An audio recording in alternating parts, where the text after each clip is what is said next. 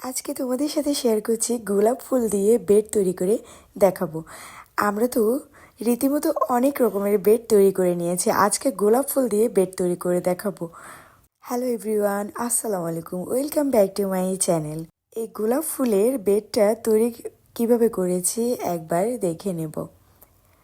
রেসিপিগুলো যদি আপনাদের কাছে ভালো লেগে থাকে পেজটি ফলো দিয়ে রাখতে পারেন। এখানে এখন আমি ডোটা তৈরি করে নেব। নিয়ে নিলাম কুসুম গরম দুধ, এখানে আমি নিয়ে নিয়েছি পরিমাণ মতো, আর দিয়ে দিলাম প্রায় 1 টেবিল চামচ এখানে ইস্ট, আর এখানে প্রায় 1 টেবিল চামচ গুঁড়ো দুধ, আর দিয়ে দিলাম চিনি প্রায় 2 টেবিল চামচ, দিয়ে দিলাম 1 টেবিল চামচের মতো এখানে রান্নার তেল দিয়ে ভালো করে এগুলোকে মিক্স করে নেব। আর এখানে পরিমাণ মতো আমি ময়দা নিয়ে হাতের সাহায্যে ভালো করে একটু ডো তৈরি করে নেব। আমি একদম সফট একটু ডো তৈরি করে নেব যাতে আমার বেডটা ভালো হয়। আর এটা যতটা হাত দিয়ে ভালো করে মথে নেওয়া যাবে এই বেডটা ততটাই ভালো হবে, ততটা সুন্দর হবে, সফট হবে। এখন একটু হাতের মধ্যে তেল লাগিয়ে আমি আবারও ভালো করে ডোটাকে একটু মথে নিচ্ছি।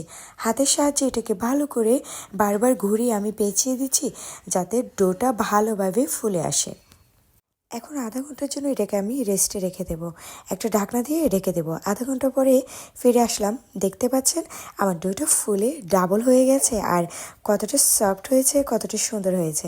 এখন হাত দিয়ে আমি আবারও ভালো করে মথে নিচ্ছি, ভালো করে যে বাবলসটা ছিল ওটা আমি বের করে নিয়েছি। এখন আমি যে ফুলগুলো তৈরি করব ওটার জন্য আমি ছোট ছোট করে লেচি কেটে নিয়েছি।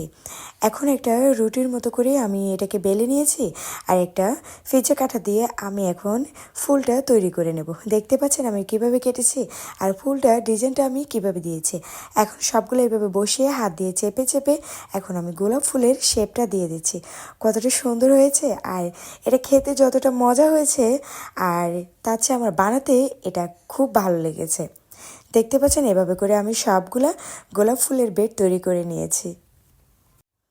এখন একটা মোল্ডে আমি এখানে বেক পেপার দিয়ে দিয়েছি, আর এখন সবগুলাকে আমি এখানে বসিয়ে প্রায় আধা ঘন্টার জন্য আবারও রেখে দিয়েছিলাম। আধা ঘন্টা পরে আমি এখানে একটা ডিমের কুসুম ফেটিয়ে রেখেছিলাম, ওটা এখন সবগুলোকে ব্রাশ করে দিয়েছি। এখন এখানে কিছু সাদা তেল সুন্দরের জন্য আমি এখানে উপরে ছিটিয়ে দিয়েছি। আর একটা এখন ননস্টিকের পাইপেনে স্ট্যান্ড দিয়ে আমি এটাকে আধা ঘন্টার জন্য বেক করতে দিয়ে দিয়েছি। আধা ঘন্টা পরে ফিরে আসলাম, দেখতে পাচ্ছেন আমার গোলাপ ফুলগুলো ফুলে ডাবল হয়ে গেছে। এখানে আমি হালকা বাটার ব্রাশ করে দিয়েছি, দেখতে পাচ্ছেন কতটা সফট হয়েছে আর কতটা পারফেক্ট হয়েছে, খেতে অনেকটা মজা হয়েছে। বাইরে থেকে অস্বাস্থ্যকর জিনিস না কিনে এভাবে স্বাস্থ্যকর বেড আমরা বাসায় তৈরি করে নিতে পারি। আর আমার এই গোলাপ ফুলের বেডটা কার কাছে কেমন লেগেছে অবশ্যই জানাতে ভুলবেন না কিন্তু। ভালো থাকবেন সবাই।